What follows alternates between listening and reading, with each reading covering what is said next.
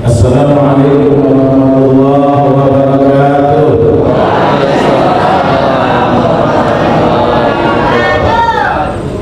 Alhamdulillahilladzi hadana lidinil qayyim wa arsyadana ila siratal mustaqim. Wassalatu wassalamu ala asyrafil anam alladzi qama minal laili wan nasi niyam wa ala alihi wa ashabihi kiram. Asyhadu an la ilaha illallah al-malikul a'la wa asyhadu anna Muhammadan abduhu wa rasuluhu khairul anam. Subhanaka la ilma lana illa ma 'allamtana innaka antal alimul hakim wa tub 'alaina innaka antat tawwabur rahim. Ya sahabat hormati Ketua DKM Masjid Al-Furqan dengan segenap jajaran, aku para imam jadi pandai seluruh dalam negeri kebaikan kita semua berpulang pada kebaikan itu. Bukan doa ibu-ibu, bapak-bapak, ketua pemuda dan segenap jajaran. Mudah-mudahan isyarat bahwa Masjid Al-Furqan menyiapkan generasi yang benar. Amin. Ya Rabbal Alamin. Pertama-tama kita bersyukur kepada Allah, bersyukur atas begitu banyaknya nikmat, bersyukur atas begitu besar karunia sampai pada malam hari ini kita masih dapat menikmati hidup, merasakan manis pahitnya hidup.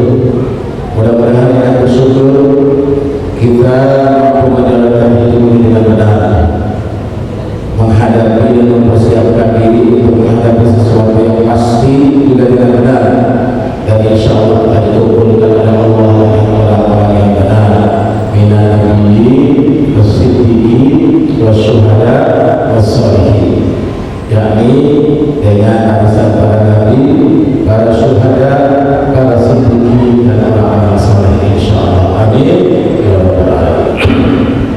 Salawat dan salam kita doakan semoga sampaikan selalu buat Nabi kita Muhammad sallallahu alaihi wasallam, Rasulullah yang mulia yang telah diutus oleh Allah dan membawa ajaran yang hak, ajaran yang sempurna dan paripurna, ajaran yang utuh dan lengkap, ajaran yang mengatur semua urusan kita dari yang paling kecil sampai yang paling berat, dari persoalan sepele kecil sampai urusan internasional, mulai dari galau sampai negara. Mudah-mudahan kita semua istiqomah akibat mengikuti jejak langkah yang ditinggalkan oleh Rasulullah SAW, dari amal beliau, dari ucapan beliau maupun persetujuannya. Dan mudah-mudahan insyaallah kita akan memperoleh cinta dan ampunan dari Allah Subhanahu wa taala. Amin ya rabbal alamin.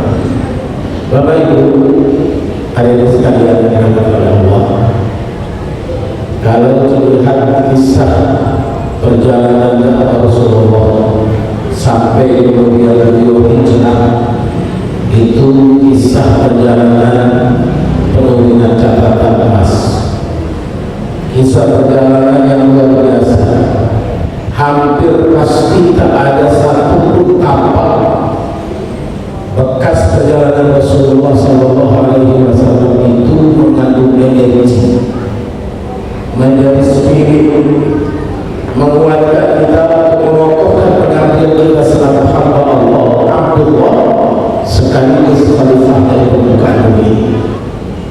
Betapa tidak Rasulullah SAW itu disegel oleh Allah, diberi cap oleh Allah, bahkan jauh sebelum beribadah itu digelar oleh Allah Habibullah, kekasih spesial.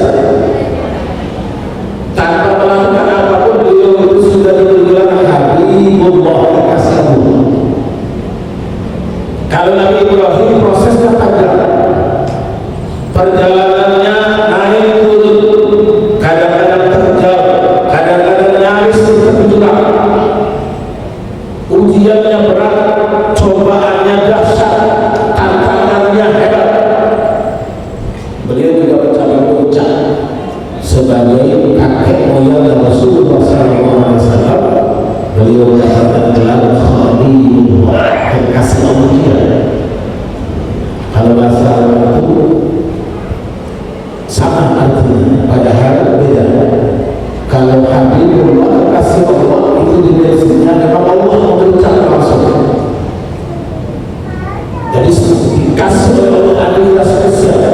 Kalau Nabi Ibrahim itu perjalanannya panjang, ujiannya banyak, cobaannya ganas, baru mencapai kata itu.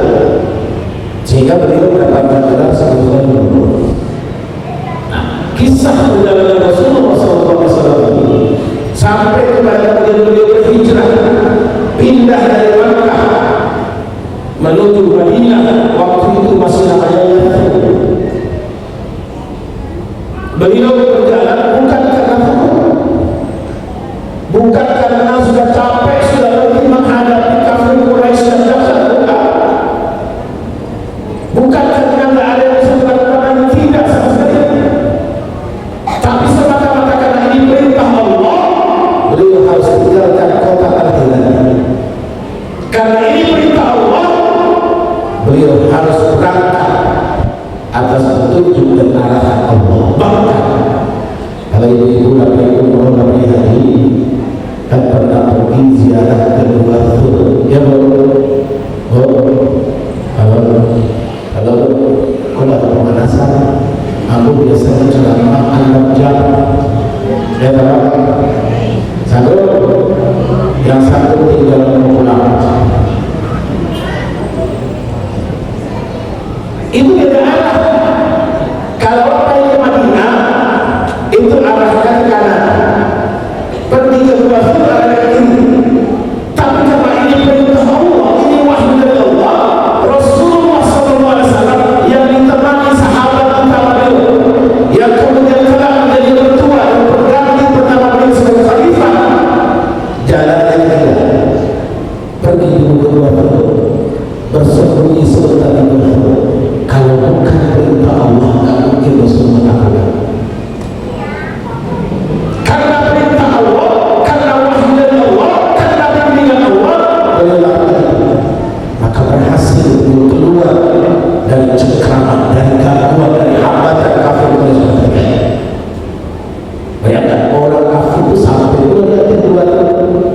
Anda yang menurut sesuatu nampak Rasulullah SAW Abu Bakar Siddiq sedang bersembunyi di Baitul. Karena Baitul ketek dua, tidak bisa ada orang duduk. Tapi Allah selamatkan dengan apa? Menutup kembali Baitul setelah masuknya Rasulullah SAW bersama sahabat Abu Bakar Siddiq. Ditutup kembali dengan sangat laba-laba, seolah-olah tidak ada seorang pun masuk ke dalamnya. Masya Allah. Kelihatan sepele, kelihatan sederhana, kelihatan biasa-biasa saja.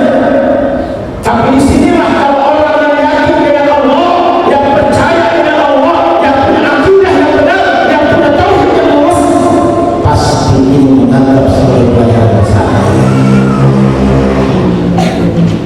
Karena kalau orang kafir jangan yakin, ya jangan ya. Allah memberi perumpamaan. Apa perumpamaan Allah? Inna Allaha la yastahi an yadriba mathalan ma ba'udan fama fawqaha. Siapa yang pernah berpikir 10 tahun yang lalu, 35 tahun yang lalu, 7 tahun yang lalu, kalau nanti ada kejadian di Indonesia dan hampir di seluruh dunia yang orang tempat kompeti hari itu, ada yang pernah berpikir? Ada yang pernah tahu? Dari itu ketiknya mana virusnya tidak nampak. Jadi Allah mengatakan Inna Allah sungguh Allah la yastahi, tidak akan malu, tidak pernah malu.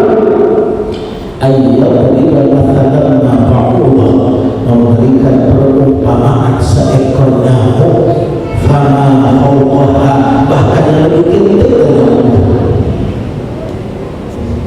Fa'amma alladhina amanu faya'lamuna annahu al-haq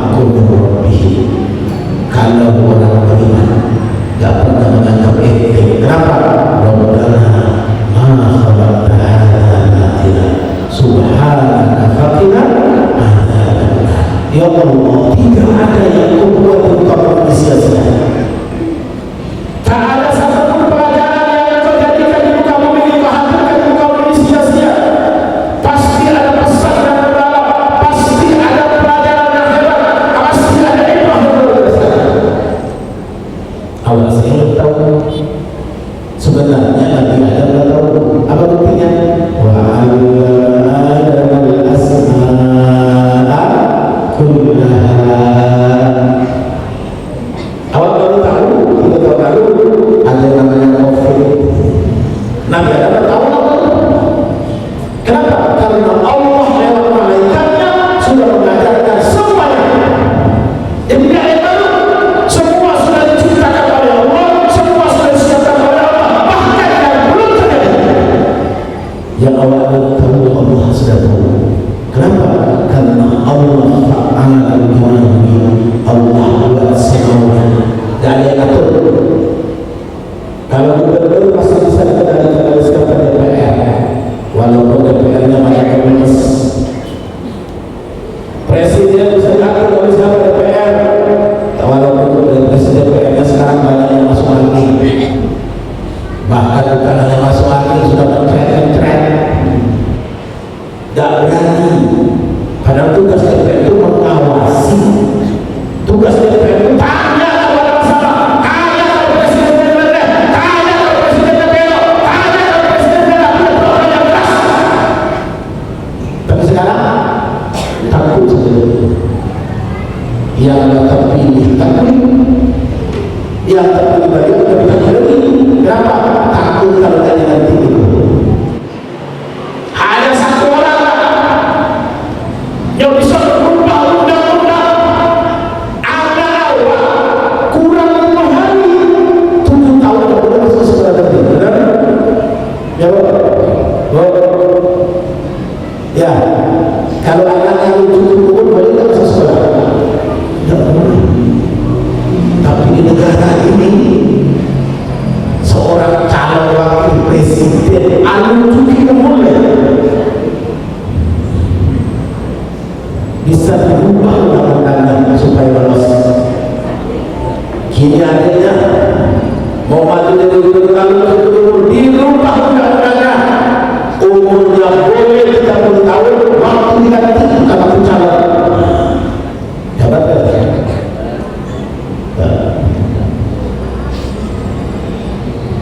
Makanya di dunia orang tahu hanya Sumatera Barat dan Aceh yang pemilihnya, yang orang-orangnya, rakyatnya, umatnya, masyarakatnya cerdas-cerdas. Karena orang Sumatera Barat lebih senang dikasih pendidikan gratis dan makan gratis. Kenapa? Karena orang pajak ada di mana-mana. Ambil paling ada orang Pariaman namanya udah istimewa petani, mampunya berat. Jadi makan pagi-pagi bisa sarapannya apa namanya itu? Ya, lontong satu lagi, lotek. Di luar negara hanya di bulan yang ada warung Padang. Tapi kata Padang merdeka, makanya sekarang ada warung Padang merdeka. Masya Allah. Jadi semua sekali Allah, perjalanan Rasulullah sudah didesain, sudah dirancang oleh Allah, sudah ditata dengan benar oleh Allah, sudah disiapkan jalan oleh Allah. Rasulullah melewatinya bukan tanpa hambatan. Kalau Nabi saja, kalau Rasul saja yang punya mukjizat, tantangan yang luar biasa, apalagi awak umatnya. Jadi kalau kamu uji sekitar yang pulau kita langsung, kenapa? Karena tantangan sudah berulang. Kita sekarang sudah disiapkan semuanya, bahkan ustaznya pengundang dipanggil datang, jamaahnya diundang, bahkan jangan dilupakan disiapkan hadiah supaya kita semarakan, kita syiarkan, kita kembangkan. Jangan sampai anak-anak kita tertentu dengan sejarah agama. Jangan sampai anak-anak kita tak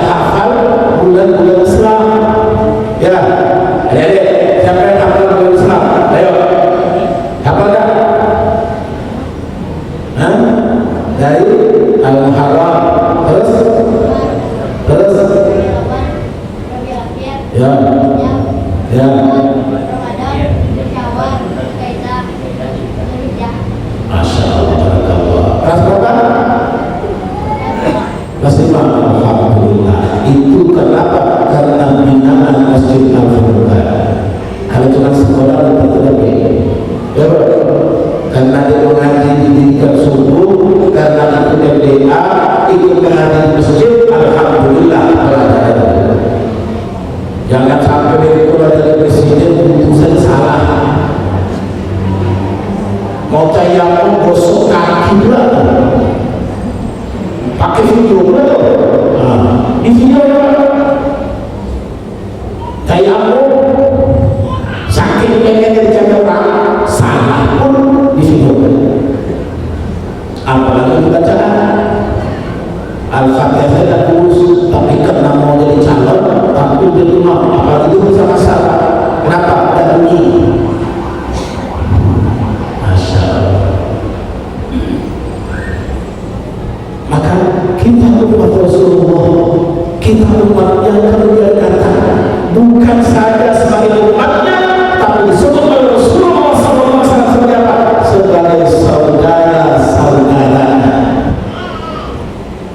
Maka perjalanan sejarah hijrah Rasulullah dari Mekah ke Madinah yang penuh dengan tantangan, penuh dengan cobaan, penuh dengan ujian, mendapatkan sambutan yang luar biasa. Yang menyambut Rasulullah di Madinah bukan hanya penduduk Yathrib, yang menyambut penduduk di sana bukan hanya orang-orang Muhajirin dan Ansar, bukan hanya orang Islam, tapi orang yang ikut melihat sampai rahim-rahimnya, petinggi-petingginya, ulama-ulama yang pengen tahu benar tidak ilmu Muhammad dan Rasulullah. Kita mereka sekalian, karena ciri-cirinya tanda-tanda tempat. Begitu sampai di Madinah, pendeta Yahudi, rahim Yahudi mencari, oh benar, kata dia, saya tidak melihat di wajahnya Rasulullah SAW belum pernah berpuaskan Allah. Kalau pemimpin ini, Masya Allah, Alhamdulillah, kan betul saja. Kecilnya kate, kilo ke bawah, kecilnya meroket, kilonya nyungsep, kecilnya gak naik, tiba-tiba gak naik, malah tengah-tengah tak ada orang. Di Jakarta ada tol. Apa yang tiap hari lewat tol dari rumah ke jalan kota itu lewat tol biasanya 7.500. Tiba-tiba pagi begitu ditempelkan dah naik jadi 9,5. Tol yang tadi itu 12,5 kini 9,5. Yang tadi sampai 1.000 kini 7,5. Yang tadi 1,5 kini sampai 1,5. Apalagi yang bensin akan naik, akan tamat ini. Makanya kasihan siapa dunia usaha yang menggali di pasar, yang menjual sayur, yang menjual ikan asli, itu jadi pokok. Jadi kalau kita tidak peduli dengan itu, akhirnya apa? Yang jadi penguasa, yang jadi pemimpin, yang jadi pemegang otoritas sepegang dari orang-orang yang tidak peduli dengan apa dari agama Allah. Jadi Pak, jadi kalau awak tidak peduli dengan politik, nggak peduli dengan kepemimpinan Islam, nggak peduli dengan ketokohan umat, maka awak akan dipimpin oleh orang-orang yang tak peduli dengan umat Islam, bahkan agama kita yang Islam yang mayoritas ada ini. Jadi jangan heran satu waktu boleh jadi tidak ada di sekolah yang namanya karena jangan salah Pak, kini di negara negeri Indonesia tercinta yang diproklamirkan atas berkat rahmat Allah yang Maha Kuasa, yang diproklamirkan tanggal 9 hari Jumat bulan Ramadan jam 10 pagi di Kebangsaan Timur diumumkan kemerdekaan atas nama bangsa Indonesia oleh Soekarno dan Hatta sebagai simbol persatuan dan kesatuan. Soekarno yang orang Jawa, Hatta yang orang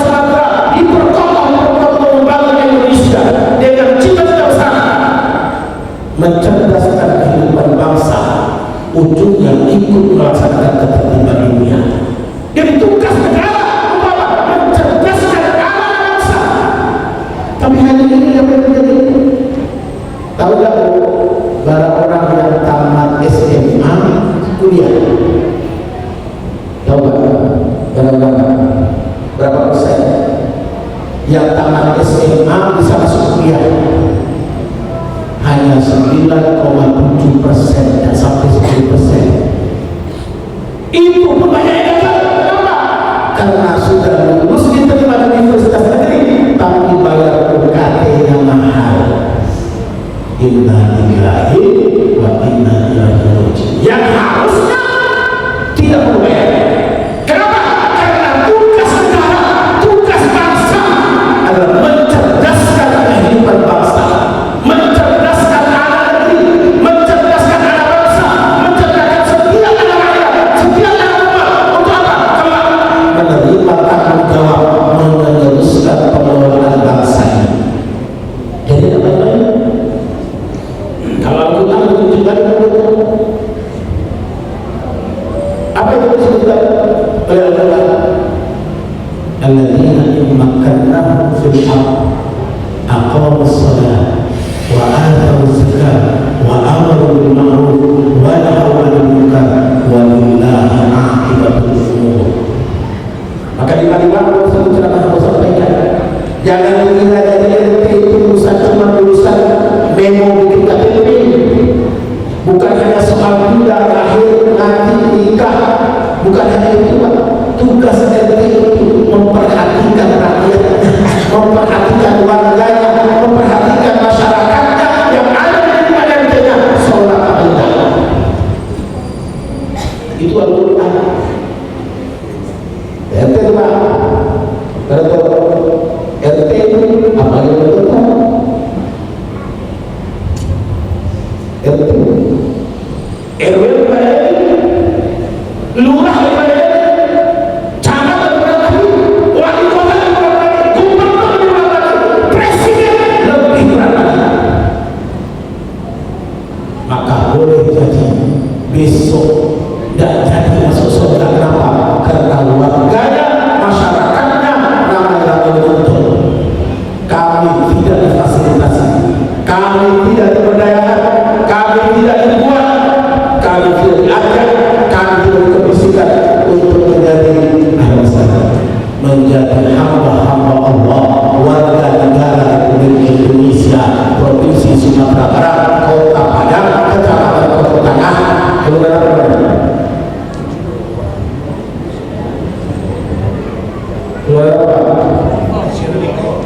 Apa? Pasien. Oh, pasien. Oh. Jadi yang lain-lain. Maka begitu Rasulullah SAW sampai di Madinah, disambut dengan sambutan yang luar biasa. Semua orang menunggu kedatangan Rasulullah. Masih jauh Rasulullah SAW sudah kelihatan di ujung sana, sudah ada rombongan seperti kita. Mereka semua berbaring menyambut.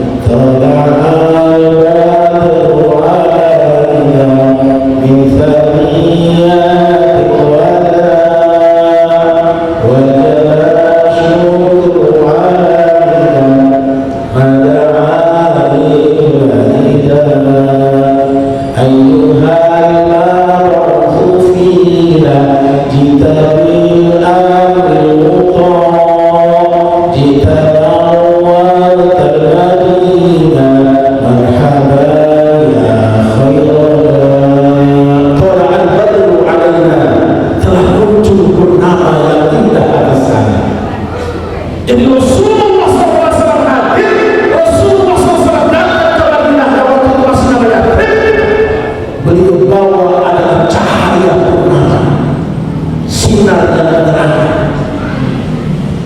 Daripada istilahnya tangan-tangan yang membawa, jangan tangan-tangan kurang. Ya betul. Rasulullah membawa purnama yang indah. Semua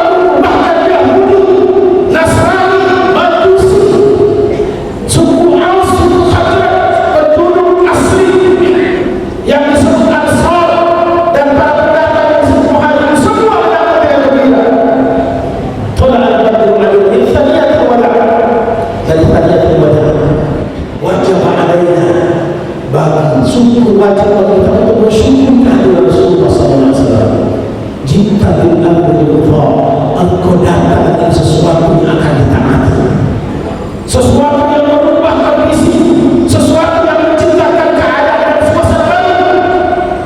yang dengannya insya Allah kemudian hari ini kita